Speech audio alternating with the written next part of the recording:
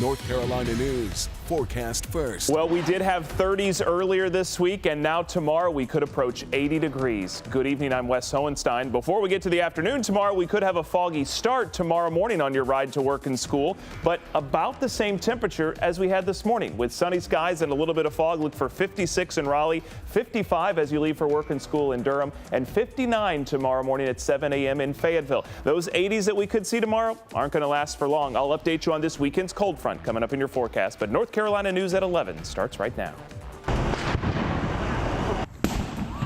Oh my God. A fire and small explosion in Chapel Hill on UNC's campus. A suspicious package forcing evacuations and closures in Carrboro. 10 nights, investigators linked the two scenes. The all clear given around 7:30. We brought you those updates to you as breaking news throughout our 5 and 6 o'clock newscasts, as well as on WNCN.com. Good evening. I'm Sean Maroney. And I'm Sharon Tazwell. Tonight, we know one person is in custody, and thankfully no one was seriously hurt. It all started with a fire at the heart of UNC's campus. A Snapchat sent to us by a student capturing it all. Oh my God. The person you saw trying to put out the fire, a professor, thankfully not seriously injured. And our team of reporters covering all angles of this. Justin Quisenberry on campus with those frightening moments on the quad near Franklin Street. But we want to start with our Michael Hyland in Carrboro, where all of this came to an end. Michael? In this parking lot off of Weaver Street, this is where the suspect's car was, where the bomb squad was focused this afternoon. And for neighbors, it was a tense 4 hours as they waited to get home. It started with a tip from UNC police. Then the bomb squad came in. They closed down the streets, and then they had the little robot come out. On West Weaver Street in Carrboro, a car sits, registered to the suspect in the incident at UNC. Wow, we don't have this type of stuff happen in Chapel Hill, Carrboro. Police kept people about 1,500 feet away from the car, concerned about a suspicious package inside. Several businesses had to close. Denise Helms couldn't get home to her pets. If it truly is a bomb, then I'd like to get them out. I just hope everybody can get home safe and sound. That sound is what the bomb squad calls a disruptive charge they used to get into the trunk. About 4 hours after the initial call, we have gotten the all clear from Durham County's bomb squad. Police say they didn't find anything hazardous. We got a look at the car as they towed it out, a red 2011 Honda Civic. Police say it's not clear why it was here and that it's registered to a different address than where the suspect lives.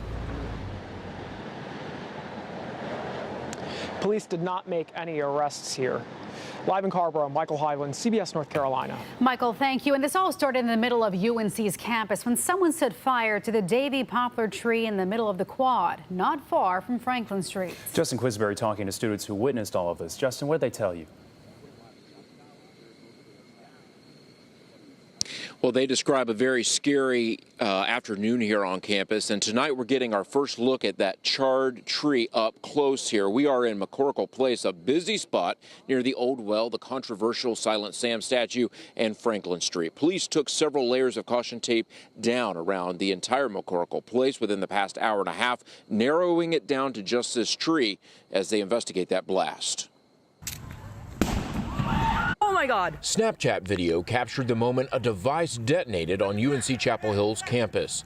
It went off as a man witnesses describe as a professor tried to put out a small fire. I saw a giant ball of flames preceded by a large boom, the sound of it going off, and ran to the scene to find a professor fairly significantly burnt from trying to put out the fire. UNC junior Evan White captured these images in the moments after the explosion. Honestly, is fear that comes to my mind when I see the images. Like, he had no idea what was going on. I overheard him say, that was so silly of me to try to put it out. When you see a device or something that's just a small fire beside a tree and you're a concerned citizen, you think, well, I might as well try to put it out, especially a tree as famous as the Davy poplar on campus. The tree is known as the Davy poplar, standing in McCorkle Place.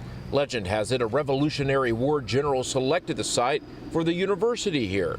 A landmark, now a crime scene. What I saw today was what I can only perceive to be honestly an act of terror. Police took a suspect into custody. I find myself relieved that he's been arrested, but honestly still distressed that those type of people operate within our normal society. A witness reported hearing the suspect yell, "This is the revelation. You've witnessed the Antichrist," as police detained him, and says the suspect repeated, "Hail Satan," multiple times. My reaction is honestly not to give any value to the words that that person has to say.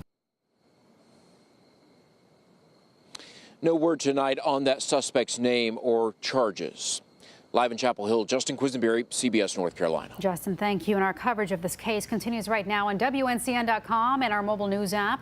There you'll find more photos and videos from this scene. You can also sign up for push alerts for updates on this case. And when you see breaking news happen, contact our newsroom at the number on your screen. And if you can safely take photos, share them with us on social media or email them to us, newstips@WNCN.com. More breaking news we're following tonight. A fourth prison worker has now died from injuries sustained during last month's attempted inmate escape at Pasquotank Correctional Institution. 31-year-old Jeffrey Howell worked as a maintenance mechanic there. Well, state officials say he had been working there for a little more than a year. Justin Smith, Veronica Darden, and Wendy Shannon also died. Today, Governor Cooper calling for a top-to-bottom review of the state's prison system. Make sure that we have quality people who are well paid, we make sure that they are safe, and I believe that it needs a top-to-bottom review. Clearly, what happened is unacceptable. 4 inmates are all facing first-degree murder charges. Investigators in Fuquay-Varina are trying to figure out who started a fire at a church there tonight. Crews responded to Hilltop Church on Fayetteville Road just after 7 o'clock. No one was hurt, but investigators are calling it suspicious and plan to release more information in the morning. Just days after a deadly terror attack on U.S. soil, federal investigators claim a Cumberland County man supported ISIS. CBS North Carolina's Amy Cutler breaks down what they uncovered. According to the criminal complaint, the FBI started taking a closer look at 43-year-old Hussein Gould back in 2014. They say a confidential source sent them these screenshots from his Facebook page where he indicated his support for ISIS. That led to surveillance on Gould. The feds confirming he worked at the snack attack in Fayetteville. In one conversation with a source, Gould said, "I support the Islamic State. I support anything the Islamic State does, body and soul." In another, he said he supports the killing and terror used by the Islamic State for it to rise. In another interaction, Gould watched an ISIS propaganda video with a confidential informant. According to the feds, on May 12, 2016, Gould told that informant to go to Turkey. "I'll contact you, tell you what hotel, the brothers will come for you." An informant saying Gould told them he sent as many as 13 people overseas to support ISIS. I just got shot, like anybody else. This man didn't want us to identify him. He says he owns the snack attack and fired Gould more than 2 years ago. He tells me there's no connection between his store and Gould, and yet there's been some pushback from customers. One of my favorite customers, they just told me I'm ISIS, I'm supporting him. Authorities say Gould admitted to marrying several women to obtain citizenship, one of them an American, and that he lied on several documents when he said he had no connections to terrorist organizations. Now, Gould is also charged with filing a false tax return. He is being held at the Franklin County Detention Center, expected back in court later this month. Sean? Amy, thank you. Well, the scene of Tuesday's attack in New York City turned into a memorial tonight. People honored the victims with a candlelight vigil. 5 of the 8 visiting the U.S. from Argentina were celebrating their 30th high school graduation anniversary. Another victim, a young mother visiting from Belgium. The 2 others were Americans. Army Sergeant Bo Bergdahl could learn his fate tomorrow. The judge began deliberating the punishments late this afternoon after days of testimonies from both sides. Bergdahl faces up to life in prison for endangering comrades by walking off post in Afghanistan. Our Sheena Elsie will be on post tomorrow. Look for her updates on Twitter, as well as push alerts from our news app. Officials on the North Carolina coast say they euthanized the whale that washed up on a beach at Oak Island this morning. Hundreds gathered on the beach throughout the day. Veterinarians made the choice to sedate the animal once it became clear it could not be saved. Well, scientists say a sperm whale washing up on a North Carolina beach is rare, only happening once every few years. A Fayetteville police captain is on leave, accused of failing to report a sex offender's noncompliance. Authorities say the sex offender is her husband. Police say Captain Tracy Bass-Kane knowingly took her husband to community events where children were present. She's due in court tomorrow morning. Today, state officials confirmed low levels of Gen X in the water at one of the 2 schools where they tested wells in Cumberland County. Officials tested at Alderman Elementary and Grays Creek Elementary 2 weeks ago. They found no signs of Gen X at Alderman, but low levels at Grays Creek. Officials say the levels are so low, though, they don't see an issue with drinking or using the water. Several students sent to the hospital. What investigators believe they may have gotten a hold of that could have found its way into some Halloween candy. Wes. Guys, it's the second night of November, and it's still 60 degrees in some spots. You don't have warm nights unless you have warm days. We've got one of those, but also a strong cold front this weekend. I'll tell you how much colder it's going to get after the front coming up in your forecast. But first, fire extinguishers recalled. What to look for to make sure yours is not one of them. You're watching CBS North Carolina.